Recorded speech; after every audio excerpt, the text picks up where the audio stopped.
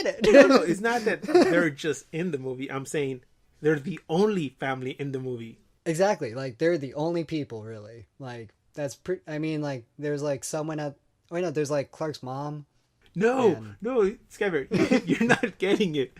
At the last scene, Superman flies in with the building of people. Yeah. We never got to see those people. Couldn't you say, like, oh, look, there's other people running around the city and getting, attacked and stuff like that? There were other people. But we never saw them. Yeah, because they don't matter. Superman's got them. It's all good. But the thing is, like, I never got invested in these people, so I didn't care for the Russian girl's family. I'm like, oh, they're just one family. Okay. Yeah. There's no thread going on here. There's a line that the family says, like, who will come for us? And like, I get, like, why that's tied in there. There's like, oh, who will come for us? And then all of a sudden, the Justice League shows up. Yes. And the Flash is just like, Dostoevsky. But I mean, yeah, it's okay. To me, they could have made it more of a tense scene by having of other people in town getting attacked too. I mean, like, I feel like it was like with the gophers or like the monkeys from Crystal Skull. Like, not that bad though, but like a scene like that, it felt like that with the Russian family. Oh, also, why weren't boom tubes explained?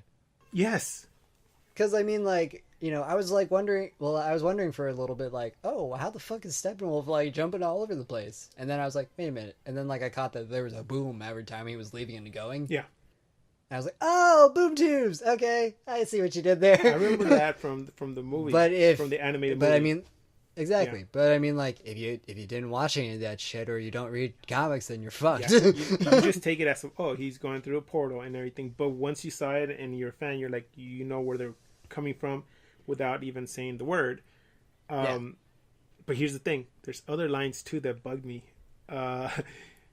Remember the line, "You smell good."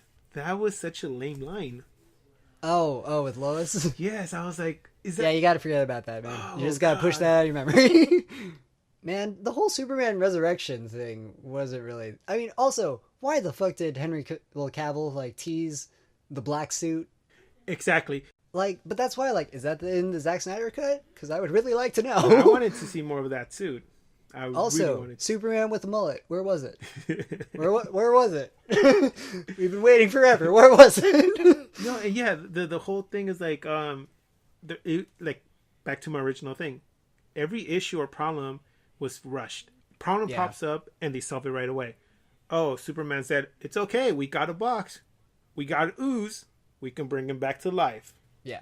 Really? It was that easy? The only problem was like, oh, we don't know who we're gonna get. Oh, it's okay. Let's just flip a coin. Oh, that just reminds me. Dude, I just realized with boom tubes. Yes. Mr. Miracle is out there. Where's my boy? Oh, yeah, that's true. I want to... And, like, dude, what is it? Big Bertha's out there. Yeah. And, oh, my God. Dude. I want to see DC go cosmic, honestly. Yeah. Like just straight up go with the Marvel approach. But, like, go cosmic. I want to see Mr. Miracle. I want to see Mongol, But do we really want that? I mean, seeing how they've been doing with films, do we really want them to destroy that? What? Like, go at it, chase it, and then fucking ruin it? What do you mean? Like, if they bring it into movies. You mean like give us our expectations but then ruin it? Yes, it's like... We've seen the record so far. They've been, just... Yeah, that's why. Go with the Marvel approach. That's why. They like, lay it all out there. It's just like, we're getting to Infinity War. Get hyped, people. Okay, and last final question. Wonder Woman, where did she get that sword? No, she has a collection. I thought they only had one legendary sword on the island, and she took it, then Ares broke it. Yeah, you saw her working in a museum. She probably she probably just jacked a medieval sword from somewhere. So that's a regular sword? Maybe. Maybe she went home. And it's fighting against a super bad guy that could destroy the world. It's getting tough to fix all these goddamn plot holes, Sal. That's the whole point. I mean, and that's what my final point is. If you go see it, just watch it with an open mind. It's just a good action movie. Just watch it. Yes. Just watch it for that. And some action scenes are not that good too, but overall, it's still working in a positive direction. It's going to take a while for them to achieve what Marvel has done. Yeah. But they're working towards it. If Warner Brothers doesn't keep coming in and saying, we're Warner Brothers and we need you to do this, or it's our way or the highway. Okay, now let's talk about Easter eggs. We already talked about the Hall of Justice. Yes. Mara came out. Mara did come out. Yeah. Yeah. Oh man, I'm just waiting for these solo movies just so I can have the context. Exactly, and I want to see more of her powers. And I sorry to be repetitive, but I mean, man, it's really bugging me. No, yeah, I mean, I'm all with you. Like, I want to see these standalone movies too, but I'm technically afraid to. I mean, I wish if they come out the same caliber as Wonder Woman, I'm going to be good with it. Or actually better than the ending of Wonder Woman. Just do that. Yes. just be at the level of Wonder Woman, but make the ending better. You made a solid fucking movie. Yeah, because next, let's move on to the next character, Flash. Okay, Easter egg. When he says that he knows sign language. Oh, gorilla sign language. Yes, Grodd. That's a reference. So, that's why, has he been fighting Grodd this whole time, or what? That's my point. And, maybe he's been fighting Captain Boomerang, obviously. So, oh shit, how long has Flash been doing this? And you've just said that he's just getting started. No, he's running awkward, and he's been fighting other guys, and he says, I just push stuff around. Or is Flash just gonna be, in between, Batman v Superman and Justice League? Is this going to be all in-between movies or what, Sal? That I would really want to see in-between movies and then post-Justice League movies. Yeah. I want to see both. Then he referenced a lot of Pet Sematary when they were reviving Superman. Yeah. I like that. Next thing, when Batman goes to Flash's base. Flash's man cave. Yes. Okay, yeah. On the TV is Rick and Morty. Yes. And also a K-pop group. Yep. Blackpink.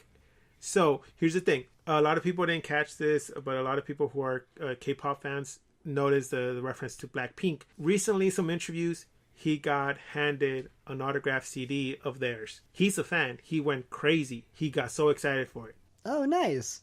I'm thinking that he said, can you put a video up here for me? Just, do me a solid kind of thing. Yeah, just do a little plug-in. Yeah, so they noticed it, and they brought one of the reporters over to the U.S. to interview him, and they gave him a gift. That's another Easter egg. So on his TV, he's keeping with pop references, Rick and Morty, and K-pop music. He references Speed Force, so it could be a possible tie into the Flashpoint if they ever make. Well, they're talking about doing that.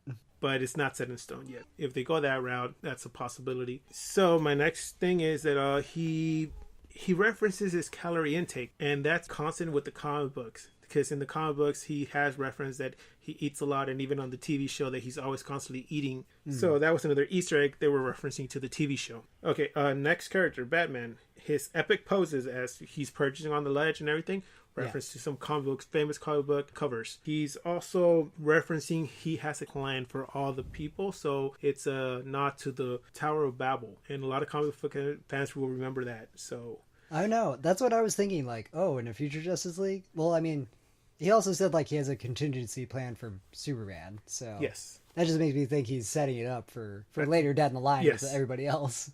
Yeah, and I think that's if they go that route, that they're gonna do the Tower of Babel, that means that they're going to have to include more bad guys. The possibilities could be endless because everybody has to have, Batman has his Joker, and everybody has to have their opposite villain. Mm-hmm. So that got me really excited when I heard that.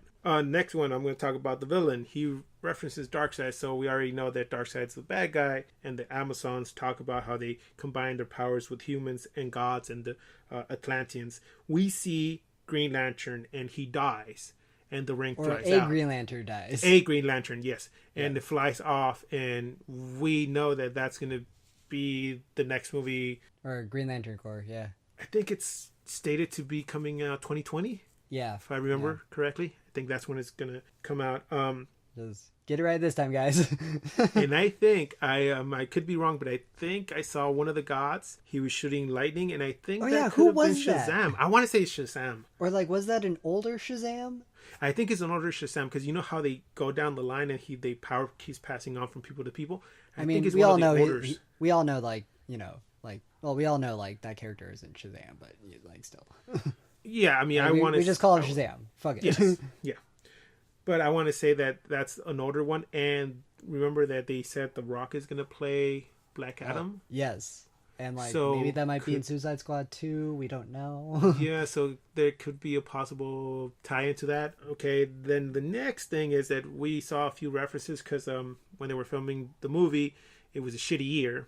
Yeah. And in the newspaper, we see that they said did they return home to their planet? We see a picture of David Bowie, and we see a picture of Prince and Superman, and it says did they return to their home planet?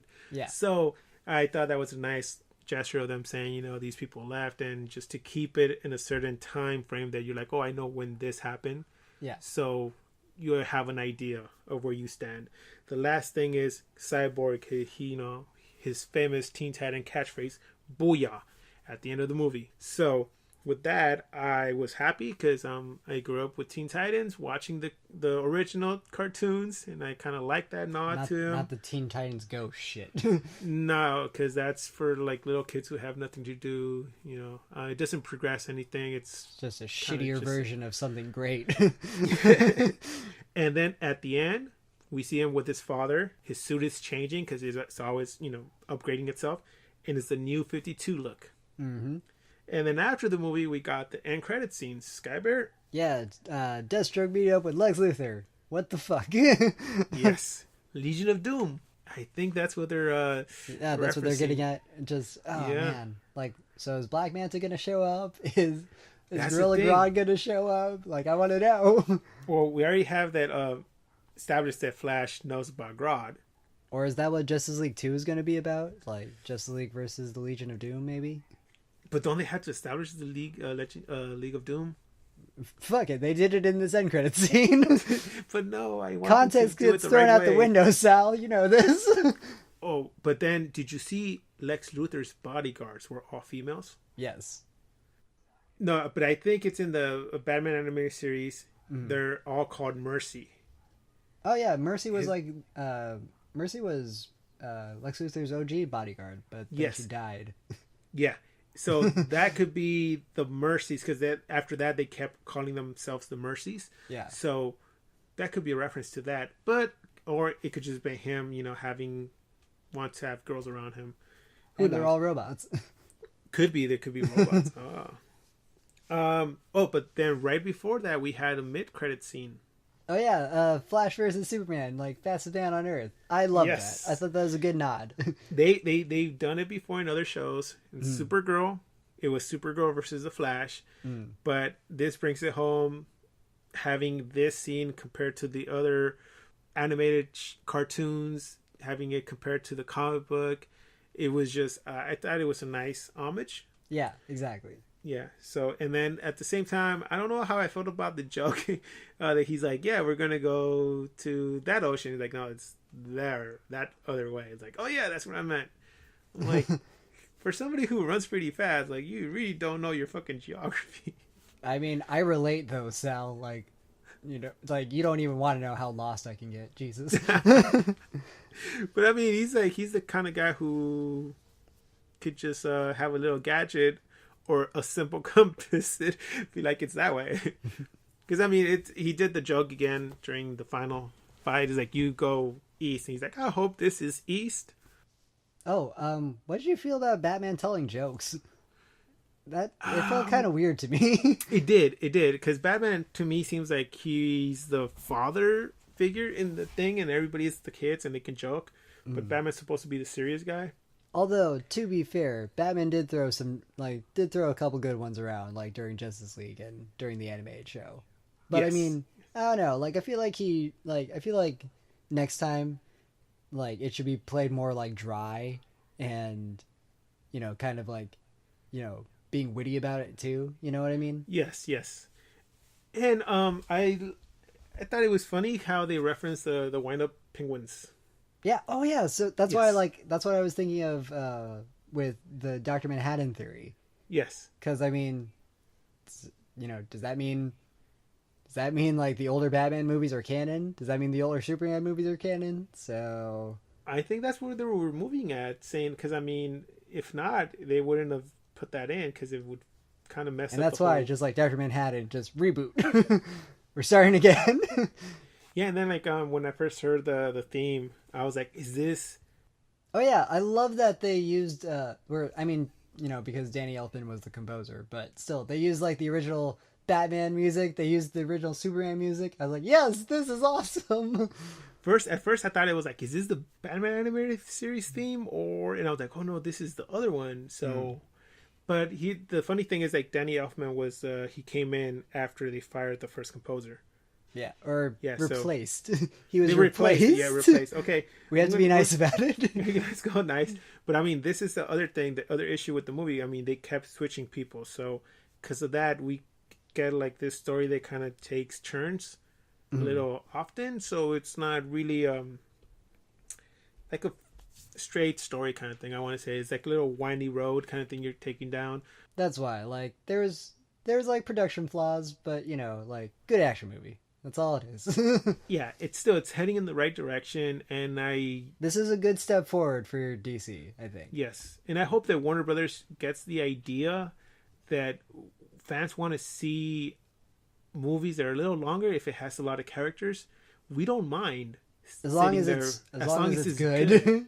Yes, so take your time, don't rush it, and I mean, you have nothing to prove to Marvel, because you always make more money than Marvel, because fans will go see Batman.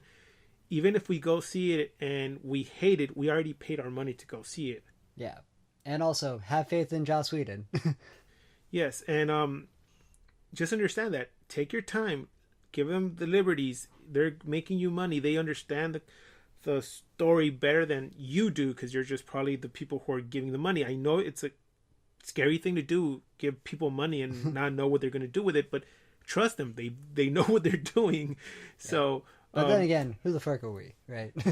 We're just the people who pay to go see these movies, right? Yeah. We're nobodies. No, I mean, just I really want to see a movie that's longer than 2 hours, and not just wait for the DVD to come out and go buy it to actually see what I could have seen in theaters at the beginning.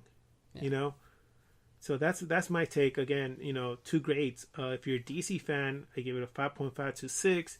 If you're just a general superhero fan, 7 to 7.5. But still, at the same time, I don't want to tell you don't go see it. By all means, go see the movie. There's some things you might like about it. There's a lot of references you'll like. The story might not be the greatest story we've seen, but at least we have a Justice League movie. Suicide we could have done without Suicide Squad. Like, it was a good job. Like, you guys did good. we could do with other movies, but this one's better than that. It still stands on my scale. It's a little higher than Batman vs Superman. Definitely better than Batman vs Superman.